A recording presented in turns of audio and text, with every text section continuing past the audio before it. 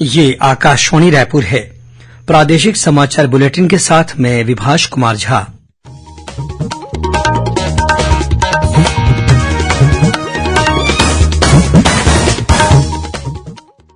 और अब पेश है आज के मुख्य समाचार।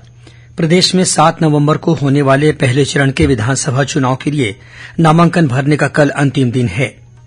भाजपा के वरिष्ठ नेता और केंद्रीय गृह मंत्री अमित शाह ने आज जगदलपुर और कोंडागांव में आम सभाओं को संबोधित किया। कहा कि नगरनार इस्पात संयंत्र का नहीं किया जाएगा निजीकरण। चुनाव आयोग ने आपराधिक पृष्ठभूमि वाले उम्मीदवारों का रिकॉर्ड जानने के लिए उम्मीदवार को जाने केवाईसी नाम से एक नया मोबाइल एप्लीकेशन जारी किया है। और भाजपा ने प्रदेश में विधानसभा चुनाव के लिए 40 स्टार प्रचारकों की सूची जारी की।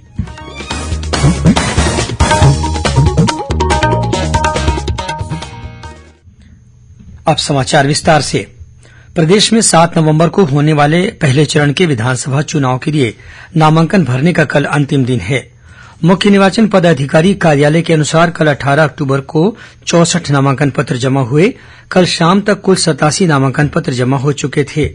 गौरतलब है कि प्रदेश में पहले चरण के तहत 20 सीटों पर होने वाले चुनाव के लिए कल नामांकन जमा करने की प्रक्रिया पूरी होने के बाद 21 अक्टूबर को नामांकन पत्रों की जांच की जाएगी।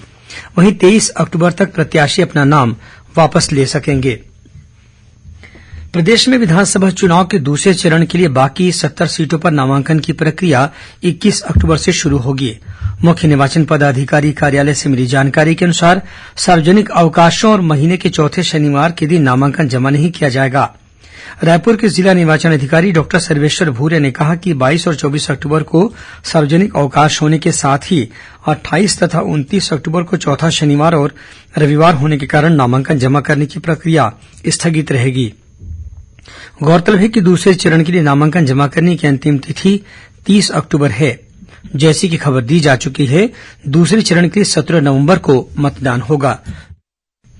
भारतीय जनता पार्टी के वरिष्ठ नेता और केंद्रीय गृह मंत्री अमित शाह ने आज जगदलपुर और कोंडागांव में पार्टी प्रत्याशियों के समर्थन में आयोजित आम सभाओं को संबोधित किया। जगदलपुर में आमसभा को संबोधित करते हुए श्री शाह ने स्पष्ट किया कि बस्तर जिले के नगरनार में स्थापित एनएमडीसी के इस्पात संयंत्र का निजीकरण नहीं किया जाएगा। उन्होंने छत्तीसगढ़ की अस्मिता की रक्षा करने वालों में शहीद वीरनारायण सिंह, वीर गुंडाधुर और बस्तर के महाराजा प्रवीर चंद भंजदेव को विशेष रूप से याद किया। केंद्रीय गृह मंत्री ने कहा कि प्रदेश को नक्सल समस्या से मुक्त करने के लिए विशेष प्रयास किए जाएंगे।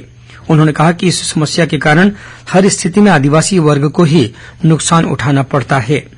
केंद्रीय मंत्री ने कहा कि पिछले 9 वर्षों में केंद्र की एनडीए सरकार ने जनजातीय वर्ग के विकास के लिए 1,32,000 करोड़ रुपए खर्च किए हैं, जबकि इसके पहले केंद्र में कांग्रेस की सरकार ने 10 वर्षों में आदिवासियों के लिए केवल 29,000 करोड़ रुपए खर्च किए थे। श्री शाह ने कहा कि जिला खनिज न्यास से विभिन्न जिलों के विकास के लिए लगभग 75,000 करोड़ रुपए दिए गए हैं।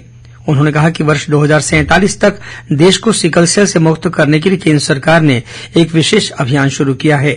उन्होंने छत्तीसगढ़ सरकार पर गोबर खरीदी सहित विभिन्न योजनाओं में भ्रष्टाचार करने का आरोप लगाया।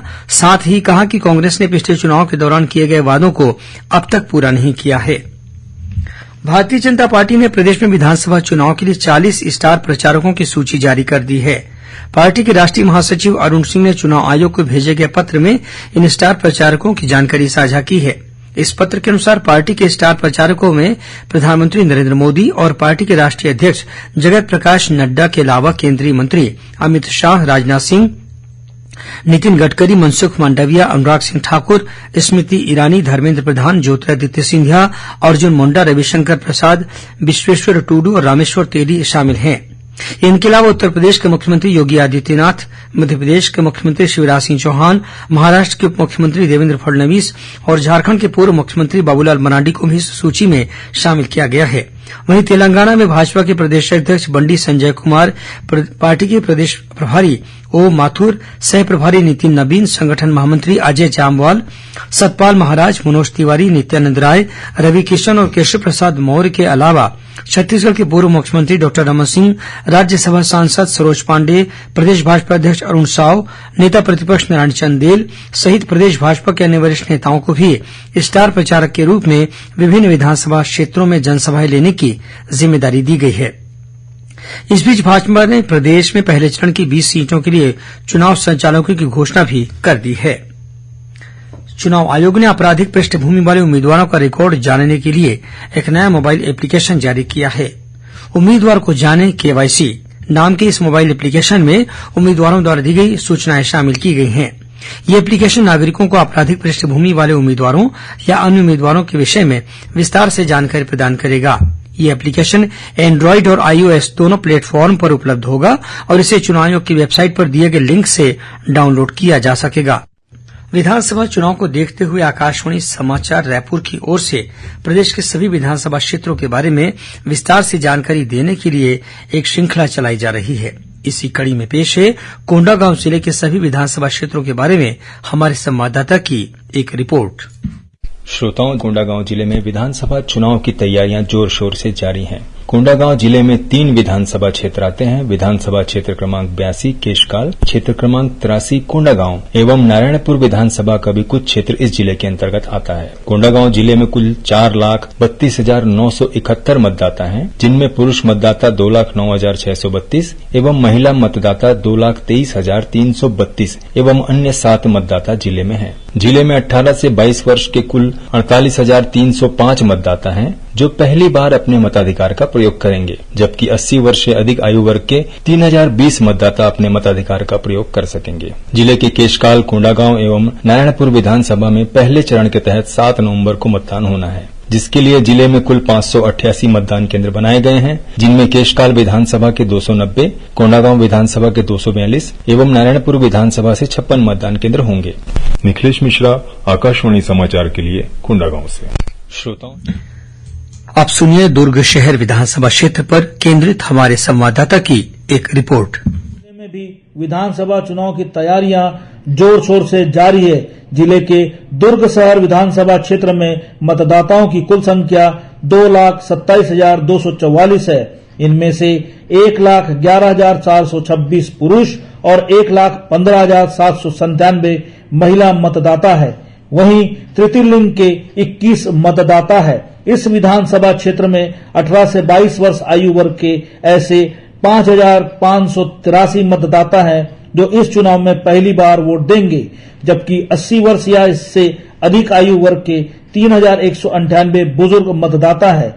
दुर्ग ग्रामीण विधानसभा क्षेत्र में द्वितीय चरण के तहत 17 नवंबर को मतदान होगा। मतदान के लिए विधानसभा क्षेत्र में 215 पोलिंग बूथ बनाए गए हैं। वर्तमान में दुर्ग शहर विधानसभा क्षेत्र से कांग्रेस पार्टी के अरुण वोरा विधायक हैं। पिछले चुनाव में उन्होंने भारतीय जनता पार्टी के अपने निकटतम प्रतिद्वंदी श्रीमती चंद्रिका चंद्राकर को 21,081 मतों से हराकर विजय हासिल की थी। आकाशवाणी समाचार के लिए दुर्ग जिले से मैं अभय जवादे। प्रदेश में विधानसभा चुनाव के लिए आदर्श आचार संहिता लागू होने के बाद से अब तक जांच एजेंसियों द्वारा स्वतंत्र और निष्पक्ष चुनाव सुनिश्चित करने के लिए गाड़ियों के जरिए ले जाई जाने वाली अवैध धनराशि यानी कीमती वस्तुओं पर कड़ी निगरानी रखी जा रही है। बीते 9 अक्टूबर को आचार संहिता लगने के बाद से अब तक प्रदेश के विभिन्न स्थानों पर जांच के दौरान करीब 1.5 करोड़ रुपए नगद राशि के साथ ही 6.5 करोड़ रुपए से ज्यादा के सामान जब्त किए जा चुके हैं। भारतीय प्रौद्योगिकी संस्थान आईआईटी भिलाई और जर्मनी की संस्था जर्मन एकेडमिक एक्सचेंज सर्विस के बीच संकाय सदस्यों के आदान प्रदान को बढ़ावा देने के लिए आज एक समझौते पर हस्ताक्षर किए गए। नई दिल्ली स्थित जर्मन दूतावास में आयोजित कार्यक्रम में आईआईटी भिलाई के निदेशक प्रोफेसर राजीव प्रकाश और अंतर्राष्ट्रीय गतिविधियों के संकाय प्रभारी डॉक्टर रुकमण केश तथा जर्मन एकेडमिक एक्सचेंज सर्विस के उप महासचिव डॉक्टर माइकल हॉम्स ने इस समझौते पर हस्ताक्षर किए। इस समझौते के तहत दोनों संस्थाएं पारस्परिक हितों के लिए अकादमिक और वैज्ञानिक सहयोग को बढ़ावा देंगी। और अब पेश है मौसम का हाल। दक्षिण पश्चिम मानसून की आज पूरे देश से विदाई हो गई है। मौसम विभाग के अनुसार अब देश के सभी भागों में कल से मौसम शुष्क रहने की संभावना है। वहीं छत्तीसगढ़ में भी मौसम आमतौर पर शुष्क रहेगा। इस बीच उत्तर भारत में हो रही बर्फबारी के कारण छत्तीसगढ़ में भी हल्की ठंड ने दस्तक दे दी है। मौसम विभाग के अनुसार आज से तापमान में गिरावट का सिलसिला शुरू हो गया है। मौसम वैज्ञानिकों का कहना है कि इस बार प्रदेश में अच्छी बारिश होने के कारण ठंड भी सामान्य से कुछ अधिक पड़ने की संभावना है। कुछ खबरें संक्षेप में सुन लीजिए। रेलवे द्वारा नवरात्र के अवसर पर डोंगरगढ़ जाने वाले श्रद्धालुओं की सुविधा को देखते हुए रद्द की गई 3 मेमू स्पेशल ट्रेनों का परिचालन 20 से 24 अक्टूबर तक करने का निर्णय लिया गया है। ये ट्रेनें हैं रायपुर डोंगरगढ़, डोंगरगढ़ गोंदिया और गोंदिया रायपुर मेमू स्पेशल। बेमेतरा जिले के साजा विधानसभा सीट से भाजपा प्रत्याशी ईश्वर साहू को पीठासीन अधिकारी द्वारा सोशल मीडिया में कथित तौर पर एक वीडियो वायरल होने के बाद नोटिस जारी किया गया है। आदर्श आचार संहिता उल्लंघन के मामले में जारी किए गए इस नोटिस का 24 घंटे के भीतर जवाब देने को भी कहा गया है। छत्तीसगढ़ राज्य सूचना आयोग ने आवेदकों को समय पर सूचना देने में लापरवाही बरतने के मामले में बलौदाबाजार जिले के नगरदा ग्राम पंचायत के सचिव और महासमुंद जिले के पघरिया ग्राम पंचायत के सचिव पर 25-25 हजार रूपये का जुर्माना लगाया है और कोंडागांव में आयोजित 23वीं राज्य स्तरीय शालेय खेल प्रतियोगिता में बस्तर क्षेत्र ने ओवरऑल चैंपियनशिप का खिताब हासिल किया है।